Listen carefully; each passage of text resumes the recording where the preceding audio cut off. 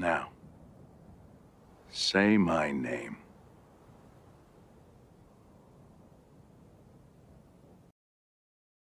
The Rings of Power. You're goddamn right.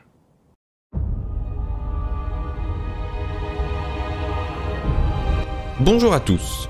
Et oui, nous y voilà. Après avoir communiqué le synopsis de la série, puis une photo et une date de sortie, le 2 septembre 2022 pour rappel, Amazon nous donne enfin le titre de cette fameuse série. Ce sera donc The Lord of the Rings, The Rings of Power. My flowers are beautiful. Ou en français, Le Seigneur des Anneaux, les Anneaux de Pouvoir.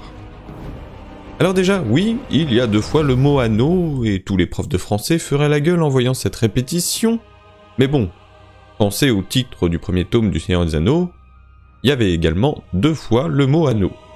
À partir de là, si le professeur Tolkien l'a fait, Amazon peut bien en faire de même.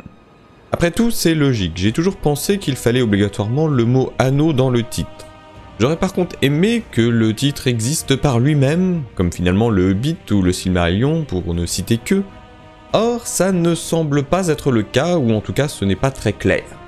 Certaines images ne comprennent que le titre Les Anneaux de Pouvoir, mais la majorité comprend les 2 titres. Clairement, Amazon semble vouloir faire ce qu'a fait Disney pour Star Wars, c'est-à-dire mettre systématiquement le nom principal, suivi d'un sous-titre pour les différentes séries. Peut-être qu'à terme, Amazon abandonnera complètement le Seigneur des Anneaux pour ne garder que les Anneaux de Pouvoir. En tout cas, attardons-nous sur la vidéo venant nous présenter ce titre. Déjà, celle-ci a été réalisée non pas en CGI, en image de synthèse, mais bien en réel avec du vrai métal en fusion. Certes, peut-être quelques effets de brume ajoutés par-ci par-là, mais la majorité a été réellement tournée.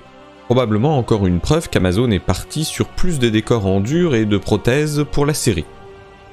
On entend donc Morfydd Clark, la nouvelle Galadriel de la série, réciter le très connu poème des Anneaux de Pouvoir. 3 anneaux pour les rois elfes sous le ciel, 7 pour les seigneurs nains dans leur demeure de pierre, 9 pour les hommes mortels destinés au trépas, 1 pour le seigneur des ténèbres sur son sombre trône, dans le pays du Mordor où s'étendent les ombres. J'aime d'ailleurs beaucoup la façon dont elle prononce le mot Mordor. In the land of Mordor. On sent clairement que les acteurs ont eu des cours de diction, comme cela avait été le cas pour les films de Jackson. J'apprécie aussi le fait qu'elle garde sa personnalité. Elle n'essaie clairement pas d'imiter Cate Blanchett, alors sa voix est peut-être un peu moins envoûtante, mais on peut se dire que c'est parce que l'on est face à une Galadriel plus jeune de quelques centaines d'années. La vidéo nous montre ainsi les lettres du titre être progressivement forgées comme serait forgé un anneau. C'est indéniablement très esthétique et visuel.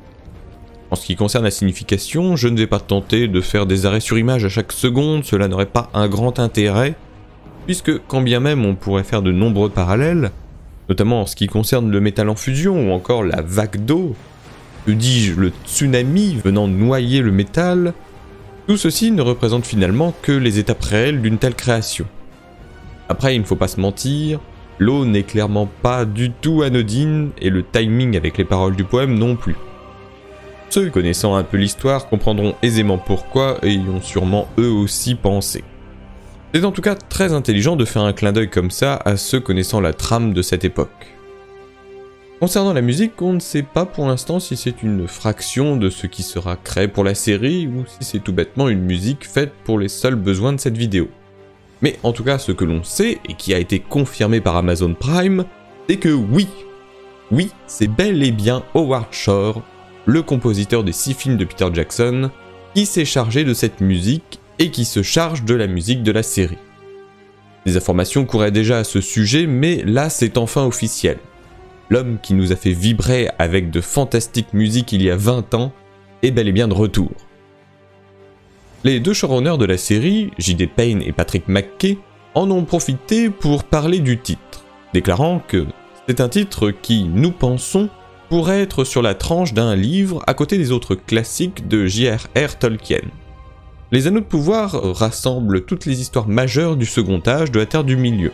La Forge des Anneaux, la montée du Seigneur des Ténèbres Sauron, l'épopée de Numénor et la dernière alliance des elfes et des hommes. Jusqu'à présent, le public n'a vu à l'écran que l'histoire de l'anneau unique. Mais avant qu'il n'y en ait un, il y en avait beaucoup, et nous sommes ravis de partager l'histoire épique de tous. Pour rappel, la série prendra place au cours du second âge, et nous présentera donc la création des anneaux de pouvoir, mais aussi, comme le confirment les showrunners, tous les événements marquants du second âge. Ce titre, les anneaux de pouvoir, ne laisse en tout cas pas place à trop d'ambiguïté. On verra tous les anneaux, et surtout tous leurs porteurs, qu'ils soient elfes, hommes ou nains.